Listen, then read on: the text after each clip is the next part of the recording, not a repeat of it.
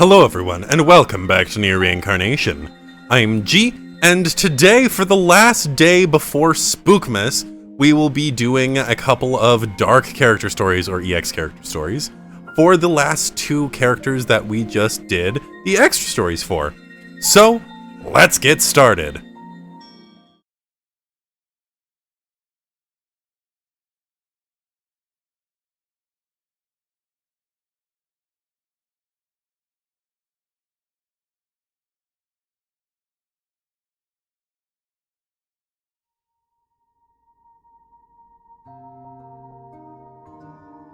Gray eyes scan the page.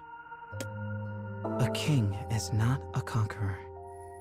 A king is the symbol of a nation. A king is the representative of his people. Row upon row of words about how a king should be. Yet the eyes in which these words are reflected showed no hint of admiration or discovery. The boy exhales in tedium. These things are already known to him. As a prince, he has been striving to develop all manner of wisdom in order that he might prepare for his future as a king. All these books say the same things. Annoyed, the prince closes the book and makes to return to his quarters. When he reaches the exit, he notices that the guards all seem a bit more on edge than normal. Ah yes, he thinks, the signing ceremony. Today, his father was signing a trade agreement with a neighboring country, supplying them with clockwork soldiers in exchange for large amounts of their natural resources. The neighboring kingdom desired these clockwork soldiers greatly, for they were of small population and thus lacked in troops.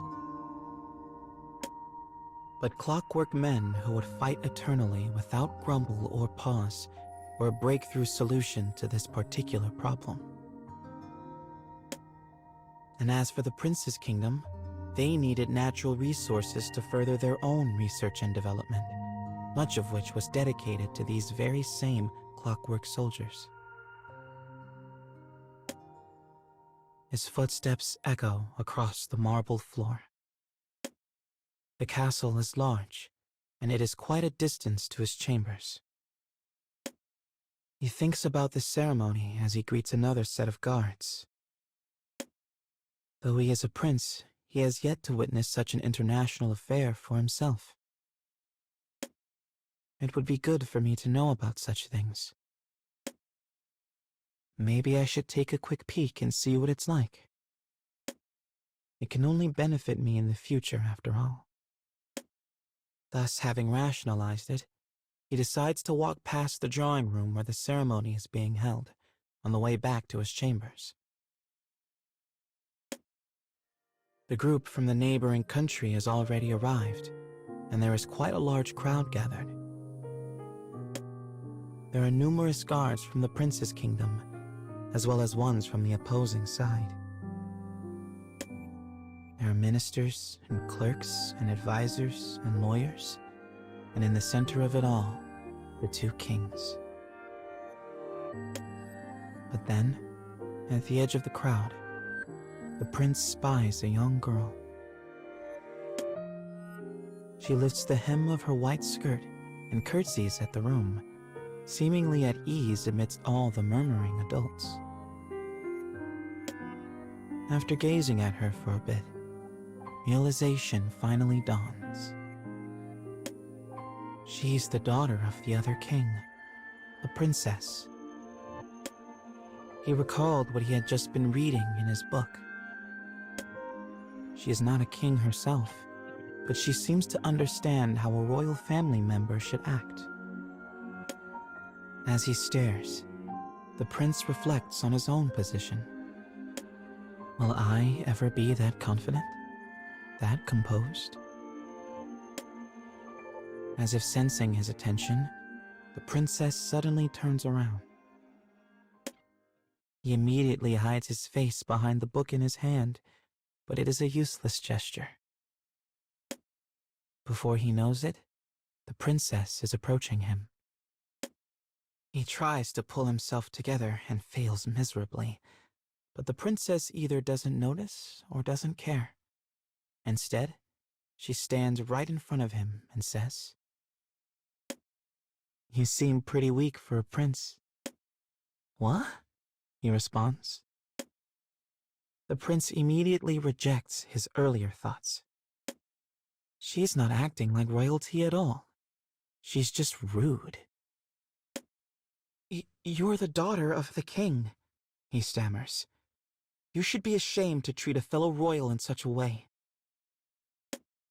He thinks his argument came out rather well, all in all, but it is a wasted effort. The princess is wholly uninterested in what he has to say. "Right, whatever. Listen."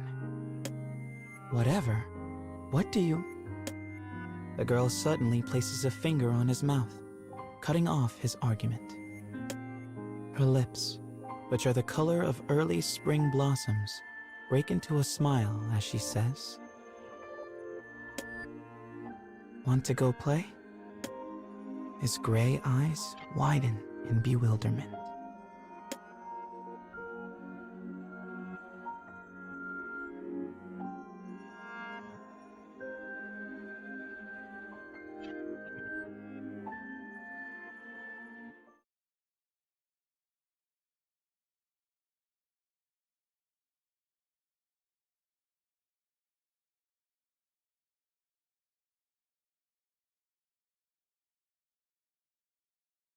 A bead of sweat drips through the prince's white hair and down his ashen face. "All right, but if we get in trouble, don't blame me." The pair dodges their way through a web of security. Though the princess wanted to leave the castle entirely, the guards at the entrances were far too numerous, so they would have to content themselves with the castle courtyard. "You see," she says, "everything is fine. I'm a perfect angel when we are on official business." Her eyes glow with an inner flame as she surreptitiously watches the guards, causing him to think she must be his complete opposite. And yet he cannot deny the truth of her words. Tales of her flawless decorum had reached his ears as well. However, such tales often took the form of comments implying she was strangely unhuman, almost like a perfect doll. This is why the prince considered the meaning behind her attitude. Even if all of her famous good conduct was merely an act to impress foreign powers, why was she not acting like that now? "That guard is such a nuisance. We need to get by him to get through here," she growls. "Well, what do you think we should do? You live here after all." But the prince does not respond. He is staring down at his pocket watch, lost in thought. The princess grabs his wrist and pulls him close. "Hey, are you even listening to me?" "Yeah," he cries. "I'm sorry. I didn't mean to. The prince trails off. Now it is his counterpart's turn to be lost in thought. "Oh," she says as another smile slowly emerges on her face. "What a pretty watch. There's a banquet tonight, right?" Her tone is high-pitched and playful, but there is a touch of something else creeping in around the edges. She must mean the formal dinner after the signing ceremony. Before he can respond, she continues.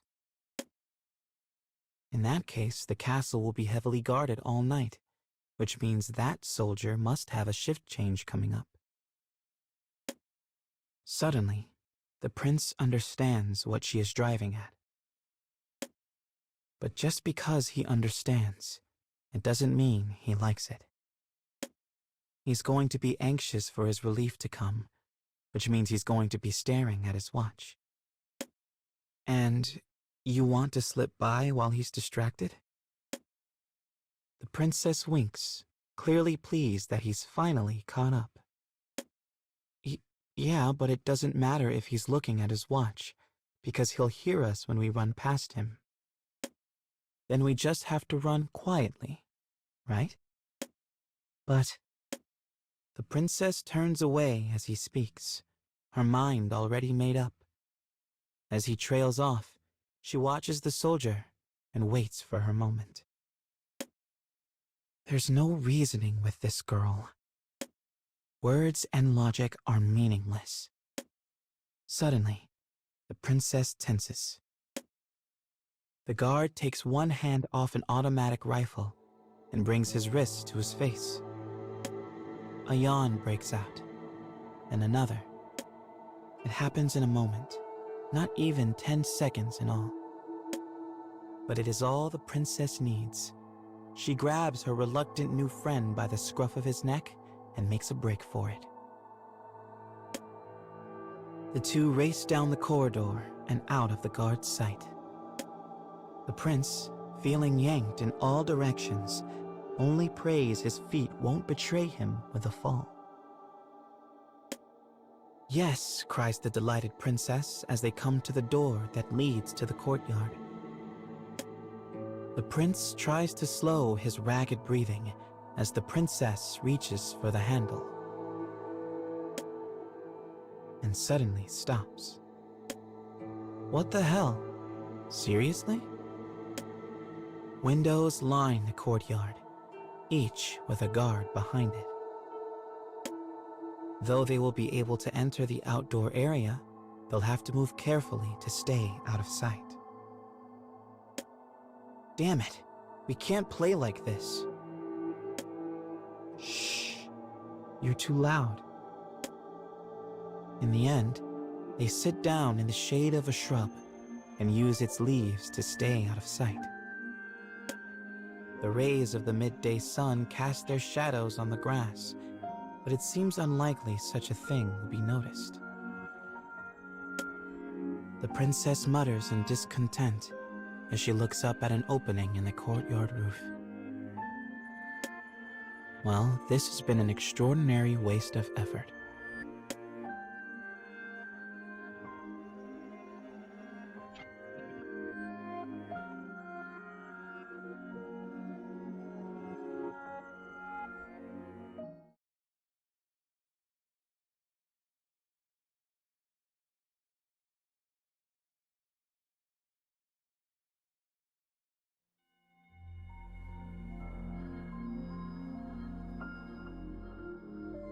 The princess reaches down and plucks a handful of grass from the perfectly manicured green lawn. She stays silent, and the prince is too winded from their run to the courtyard to strike up a conversation. Perhaps out of pity for his weakened physical state, Princess seems willing to set aside her desire for play. Hey, so... begins the prince. What did you want to do, anyway? Huh? Oh, that. She places her hand on her forehead in a clear display of thinking, or perhaps she is only pretending to think, and responds with a sigh. I don't know. I didn't plan that far ahead. So this was all a spur-of-the-moment thing? Yeah, I mean, I figured we'd come up with something. The prince laughs dryly. I'm a sad, scrawny introvert who treasures careful thought, and she is a light-hearted dynamo who shoots from the hip. We couldn't be more different. Though the prince was worried their conversation would be stilted, it quickly proves to be anything but. You know, there's stuff you can't learn from books. True, there are some things you cannot know without experiencing them yourself. Oh, so you do know that. How delightful. It has been especially true today. And what does that mean, hmm? The prince smiles with her. You are a rather strange princess. And you are a very odd prince. Above them, a bird with black tail feathers chirps merrily away. The princess peers at the prince. So talk to me. You've studied lots of subjects, right? I suppose. Well, what kind of king do you want to be? What kind of country do you want to build? She stares at him, waiting for a response. Well, you have to promise not to laugh, but...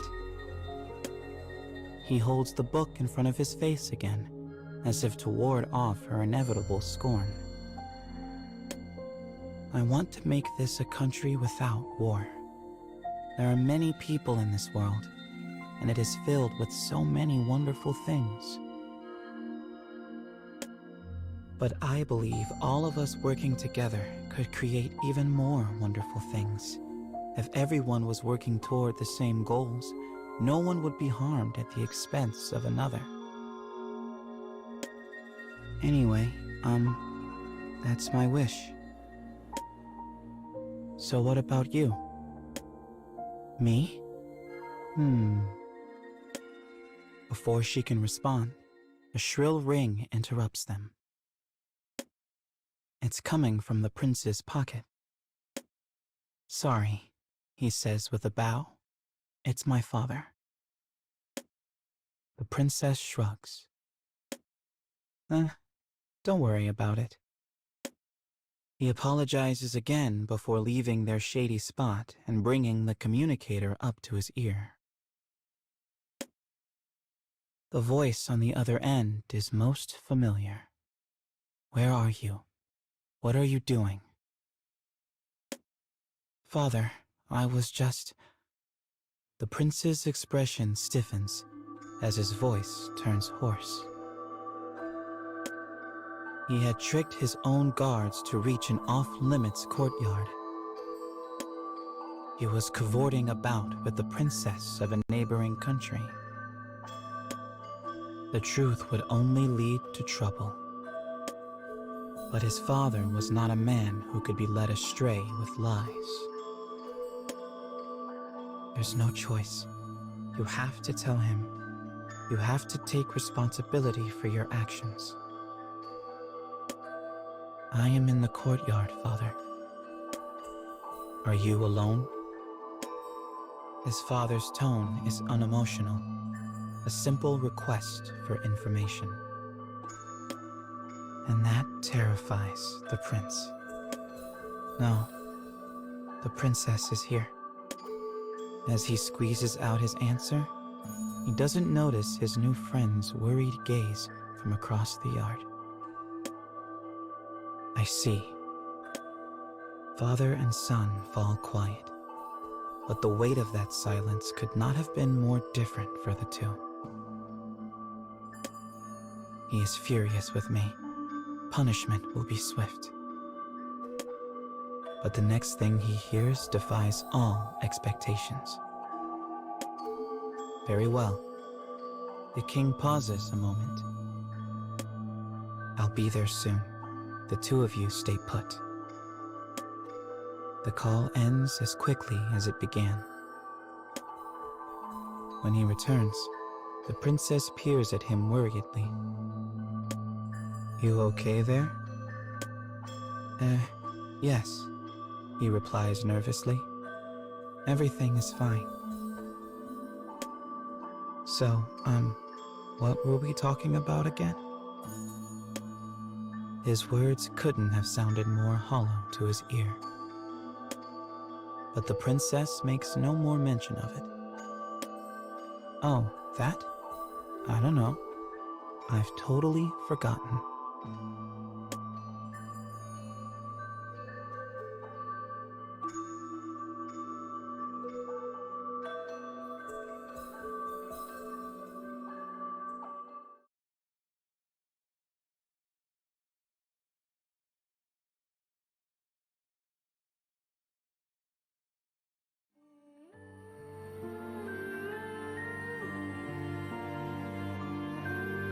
Hey, so why did you invite me to play?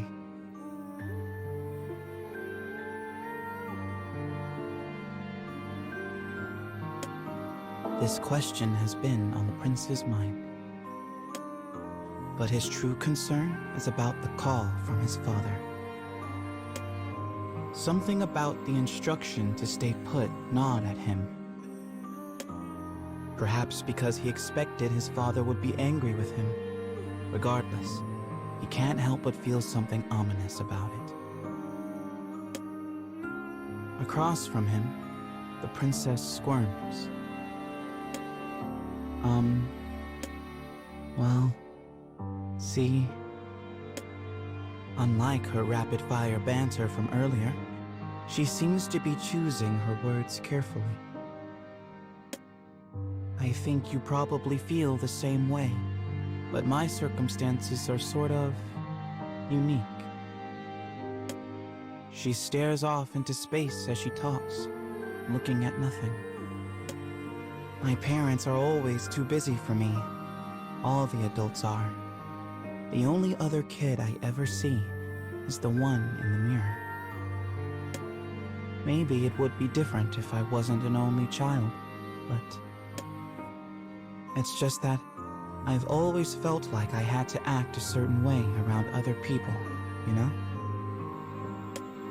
When she says that, she turns back to look at the prince, and he looks at her in return. That's why I thought maybe I could find someone who...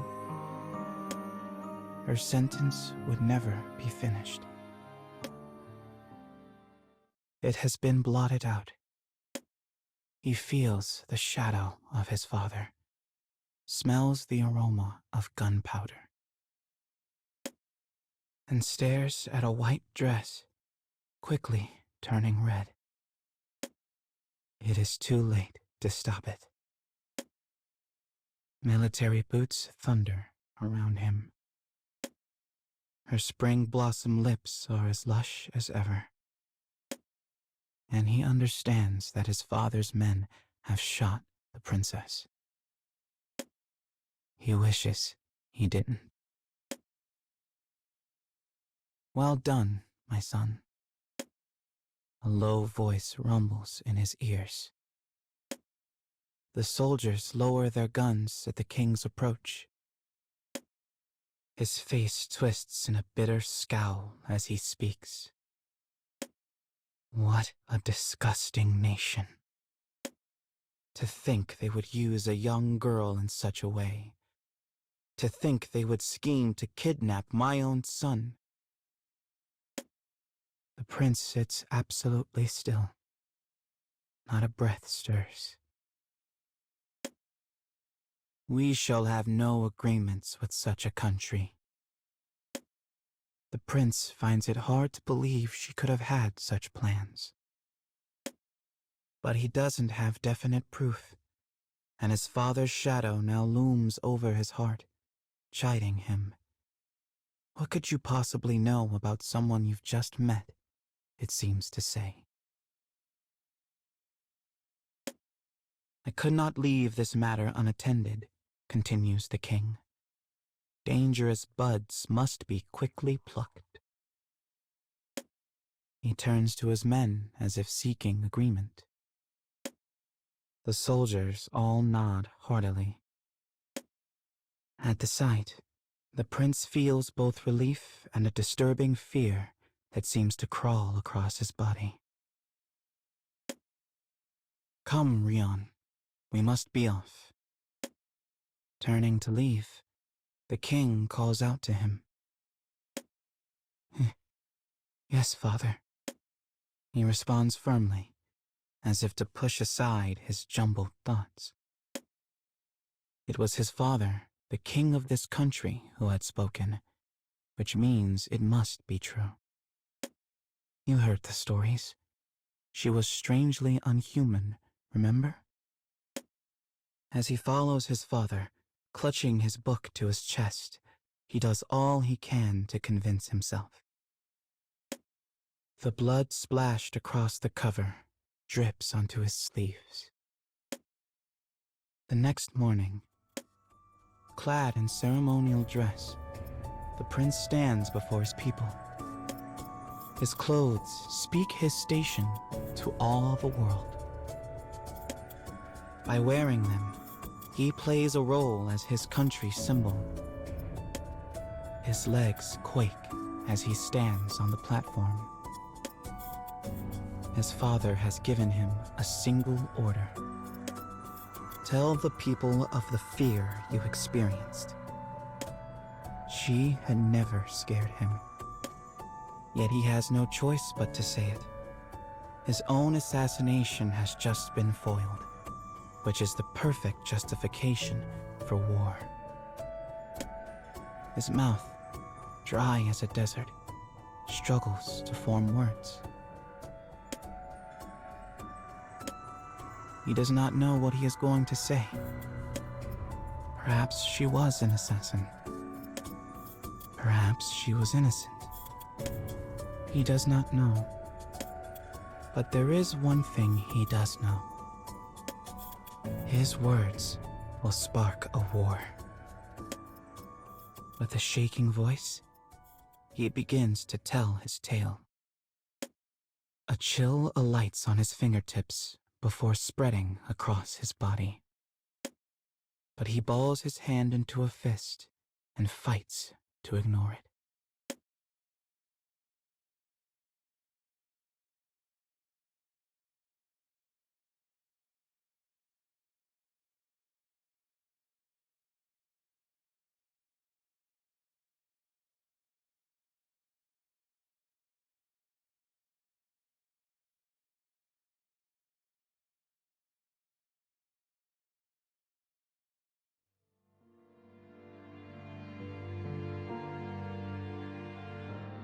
Icicles hang from the eaves.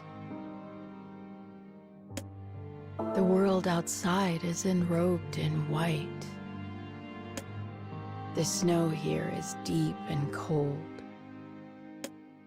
The trees, bushes, and grasses all lie buried, silently waiting for the arrival of spring. A girl of tender age gazes out the window. "Here you go, honey." The girl turns to face the speaker and finds her mother offering her a cup with steam furling from the top.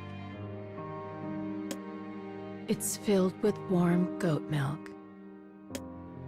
Her mother swears by it, claiming it's the best thing for warding off winter's chill. But the girl doesn't feel strongly about it one way or the other. Thanks, she says. She accepts the cup from her mother and returns her attention to the outside world, taking small sips now and then. "I wonder when your father will come home," murmurs her mother. Without waiting for a response, she quietly retreats back to the kitchen. The girl exhales on the window, her breath warm from the milk. It clouds over in white. She runs her finger across the spot, sketching idle patterns. She is not allowed to play outside during the winter, so boredom is her constant companion. During such times, even a window can make a decent playmate. The girl lets her attention drift as she looks out the window at the piles of snow beyond. Her small house sits halfway up a snowy mountain. The girl and her mother are usually the only occupants. Her father is rarely home. According to her mother, he is an adventurer of sorts who is always off traveling the world. The girl isn't sure what kind of job an adventurer is exactly. All she knows is that her father is very busy. But her mother has a litany of complaints about him, and she is never shy to make her opinions known. Your father never listens. He's stubborn as a mule, drunk as a skunk, and he never, ever, ever thinks about his family. He only cares about his damn adventures. And she always finishes her rant with the same exasperated phrase, "I honestly don't know what to do with that man." The girl is too young to speak with her mother as an equal. But as her mother has no one else to talk to, she grumbles away, as much to herself as her daughter most days. Recently, her mother told the girl a story. 4 years ago, when the girl was born, her father had apparently been off on one of his adventures. "Wait," said the girl when she first learned of this. "So you gave birth to me alone?" Her mother replied with a chuckle. "Oh, I knew he wouldn't come home, so I made sure to call a midwife up from town ahead of time." The girl nodded as though she understood and said, "Gee, Mom, that's pretty crazy." When the father finally returned from that freewheeling adventure, his daughter could already hold her head up on her own. After that, her mother raised her almost entirely alone. The girl would always gaze in bewilderment at her father during his rare visits home, and figured that perhaps his behavior was normal, and that's just what fathers are. But she could not help but feel concerned by the dark look that often fell upon her mother's face. She doesn't hate her father, not really anyway. But once she became old enough to understand some things, she started to resent the way he treated her mother. One year, her father came home before the arrival of spring. That was the night it happened. It led to one of the worst moments of her life. The three of them sat around a table enjoying a meal. Suddenly, her father, drunk as usual, leaned over to her and said, "You know, if you were a boy, I'd take you on an adventure with me." Before she knew it, her eyes were filled with tears. Why am I crying about this? She wondered. For a moment, her mind was a blazing whirl of emotion. Her father had laughed the whole thing off, claiming it was a joke and ruffling her hair. But it was no joke to her. As far as she was concerned, her father had denied her very existence. As the days passed, another emotion began to bud within the girl, one far different from her usual sadness and isolation. It was a spirit of defiance toward her father.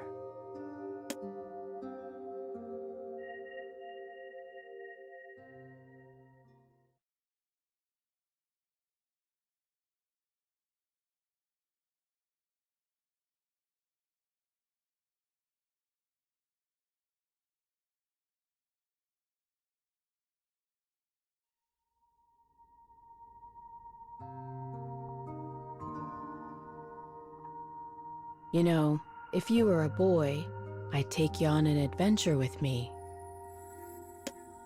2 years have passed since her father hollowed out her heart. Though she is older now, she still lives alone with her mother. Her father continues to live his life of freedom, stumbling home whenever the mood strikes.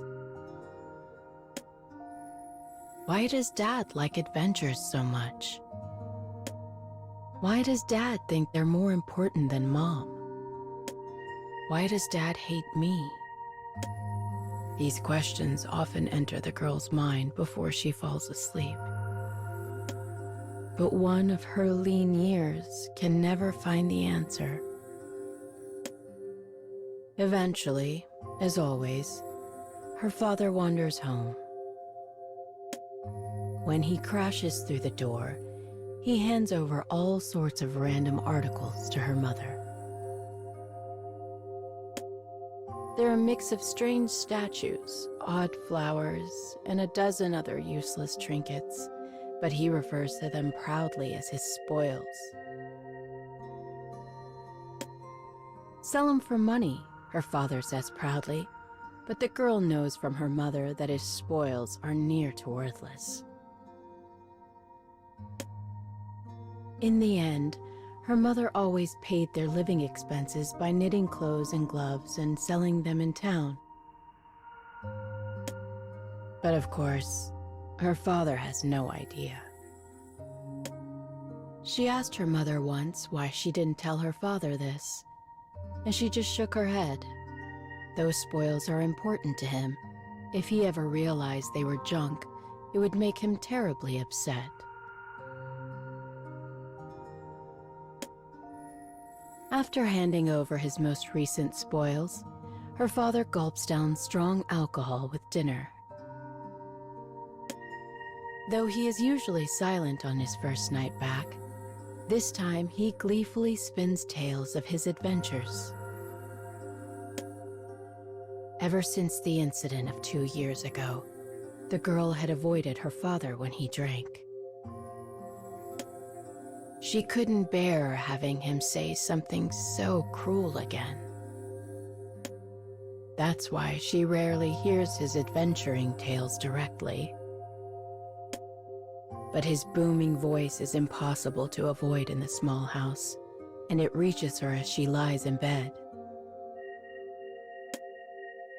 He raves about fighting a ferocious beast in a scorching volcano, claims to have discovered ancient ruins in a deep wood, and weaves a tale of a titan's mirage in a land of illusion. "Bet I would love these stories if I was a boy," mutters the girl. Annoyed, she closes her eyes and waits for sleep. She occasionally hears her mother make indistinct noises to indicate she's following along, either because she's used to such stories after all the years, or because she's simply tired of hearing them. Soon, her parents start to argue. This is another part of his coming home routine. The cause of their argument is always some trivial matter, mostly involving a supposed hurt suffered by her father. "Are you even listening to me? This is important." Things like that. Yet to a child, every argument is a new round of pain. Whenever he starts yelling, she feels such empathy for her mother that her entire soul is plunged into a whirlpool of fear and unease. She pulls her blanket over her head and wraps it tight around her ears in an attempt to block out his drunken howls. I wish he'd never come home. Soon she hears her father yell, "Adventuring is my life, woman," followed by the familiar slam of a door. The argument had ended as it always did. With sleep miles away, the girl slips out of bed and makes her way to her mother, who is sitting silently at the kitchen table. "I'm okay, honey," she says with a slight smile. "Go back to bed." Relieved, the girl returns to her bedroom and quickly falls asleep. She thought her father might stick around for a bit this time, but he sets off again in the middle of the night. And she knows that when he returns, he'll cheerfully drink his favorite drinks, wolf down some food, and argue with her mother. The same pathetic pattern. An endless, worthless cycle.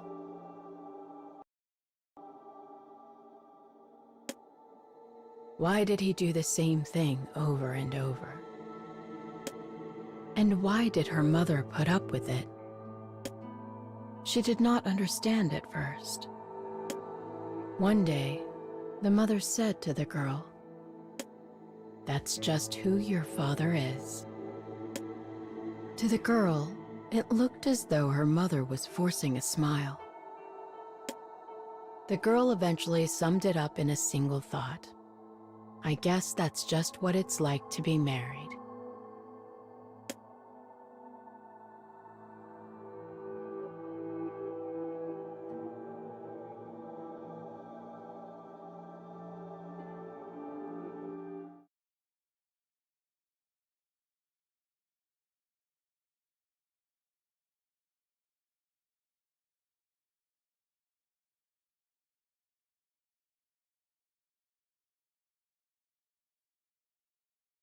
Days pass. Months pass. How many winters has it been now?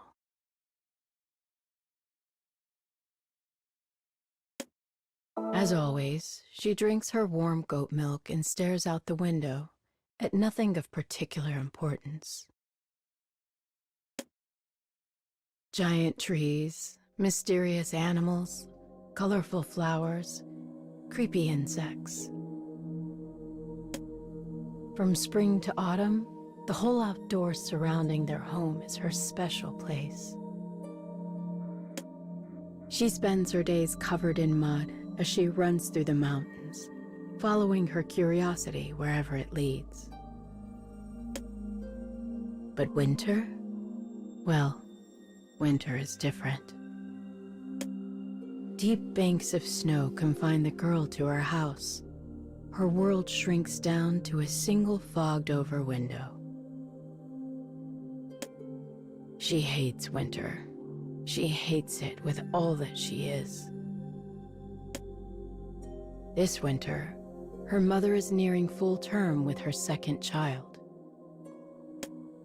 But her father is off wandering the world again, so the two of them are home alone. Despite her pregnancy, her mother stays busy with housework and knitting. The girl understands this is what supports them both, and does her best to play alone and out of the way. But the house is so very boring. Lately, she's been whittling herself small toys out of wood, but that can only pass the time for so long. Today, the girl simply sits and waits for the day to end. Eventually, her gaze leaves the window and wanders about. This room, with a large table and fireplace, is where she and her mother, and occasionally her father, take their meals. Bottles of her father's drinks sit in a row on the mantel. They almost seem lonely, as if wondering why no one has yet popped their corks to enjoy the wonders within. In the kitchen, something bubbles merrily away. Her mother is preparing dinner. Though there is still milk in her cup, she sets it on the table and wanders off to find a different room to play in. Sadly, the house is not very large. She arrives at her destination within seconds. A tired wooden door stands before her. And on the other side is a mystery. Boredom has made the girl bold. This is the only room in the house she has never seen.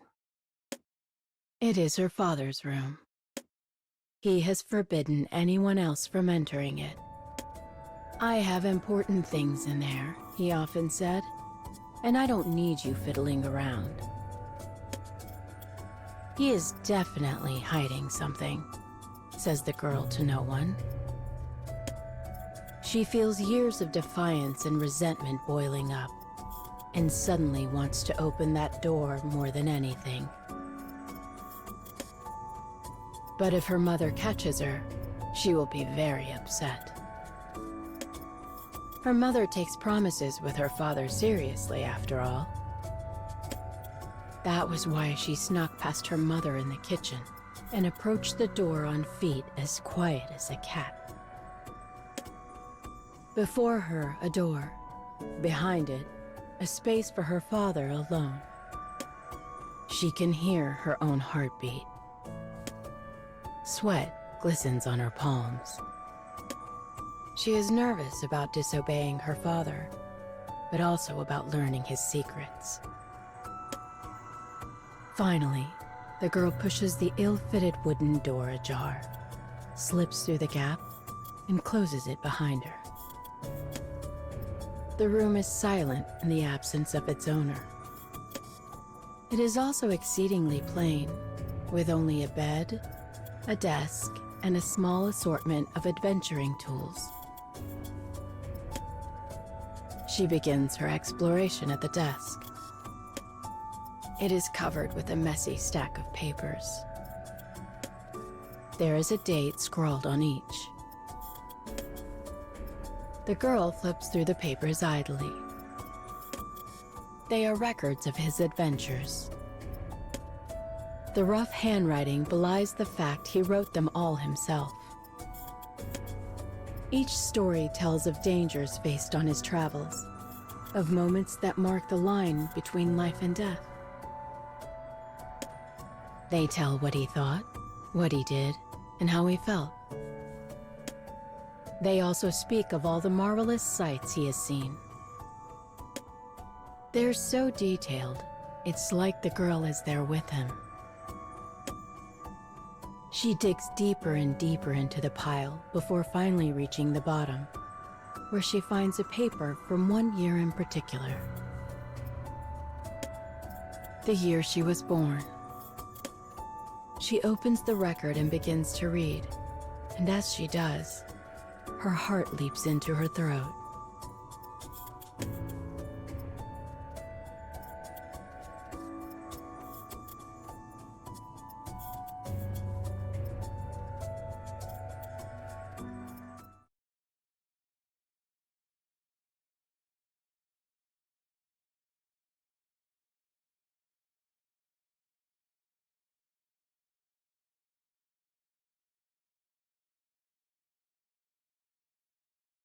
I was very young when I first snuck into Dad's room.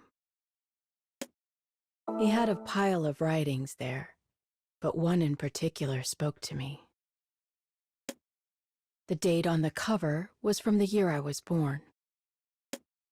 My name was written at the top, and below that was paragraph after paragraph of kind words for his beloved child.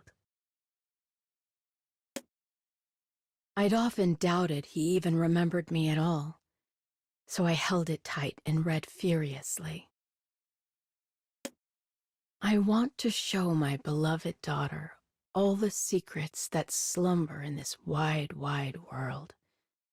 I want to prove to her that I have lived, and I want her to know how so very beautiful the world can be.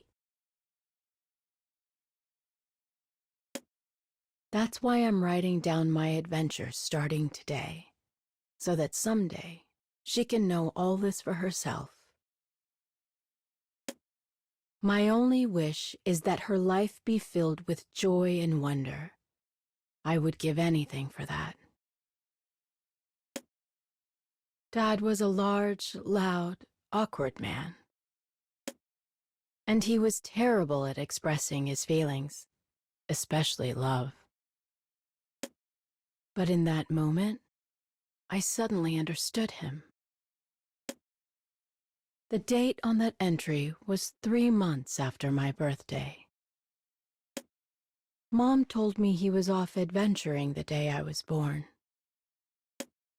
He must have written it when he came back. That's just the kind of man he was. After that, my impression of him changed. Once I knew he loved me, really knew it, my feelings of defiance and revulsion slowly began to change. A few days after I snuck into his room, he came home Like always, he got hammered, fought with Mom, and stomped off to his room. I was still young, and though I understood him a little bit better, I hadn't had time to process everything yet, so I was still annoyed. It was hard to hear them fight, especially because I knew how much it hurt Mom. And like I said, I was still processing everything. But somehow, I mustered up the courage to give him a present. It was the next morning, just as he was heading out. The snow was heavy that day. I woke up early, walked outside, and handed him a letter and a good luck charm I'd carved out of wood. It was the first present I'd ever given him, and he looked a little shocked to receive it. But then he smiled at me, muttered an awkward thank you, and tucked them both away in one of his pockets. That smile made me feel like my heart was going to burst. Then he walked over the horizon and disappeared. I was euphoric, flying, so I ran back inside and asked Mom to teach me how to knit. I wanted to make him a pair of mittens for when he got back. I'd never given a damn about knitting before, but now making something nice for Dad was all I could think about. Maybe I thought it would make up for all the coldness I'd shown him over the years. Unfortunately, I was never able to give him those mittens. Because after he left that day, he never came back. I've been waiting for 10 years now. You're back, you're back. Tell me a story, an adventure story. When I open the door and enter the house, my little brother runs up and attaches himself to my leg. He's far happier than I ever was at that age. And why not? He's healthy and loved, and has the whole outdoors as his playground. But unlike me, all he knows about Dad are his stories. I'm gonna be an adventurer just like you, sis. I now travel the world as a fledgling adventurer.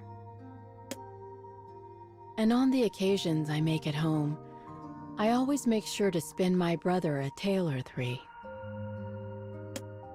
The records my father left behind are my most precious treasures.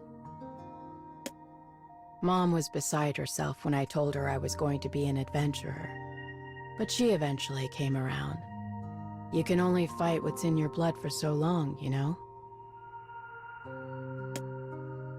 I still remember what Dad said that night. You know, if you were a boy, I'd take you on an adventure with me. I hated him in that moment, and it took a long, long time for that hate to finally drain away. And while I couldn't express what I felt when I was a kid, I can put it into words now.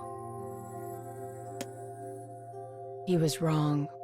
I knew he was wrong, and I wanted him to admit it. So I'm going to prove to him that a woman can be just as skilled an adventurer as any man. I guess I really am his daughter, huh? Anyway, if I ever find him out there in this great wide world, I'll do what Mom would do and give him holy hell. And each time I set out for some new and unseen land, I pray this is the time where it will finally happen. And of course, I always carry the mittens. You know, just in case.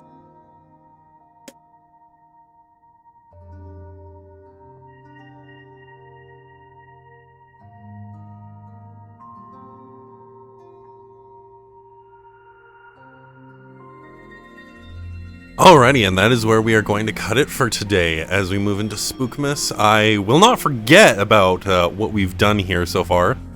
I did have to swap out Demos for Argo, just because I realized I didn't have all of Demos' stories yet, which is it's an ongoing problem, I have noticed, with Gale, Demos, and Theo. But we'll get there in the end. But for now, thank you all so much for following my playthrough of Nier Reincarnation, and I'll see you in the next episode. Bye now.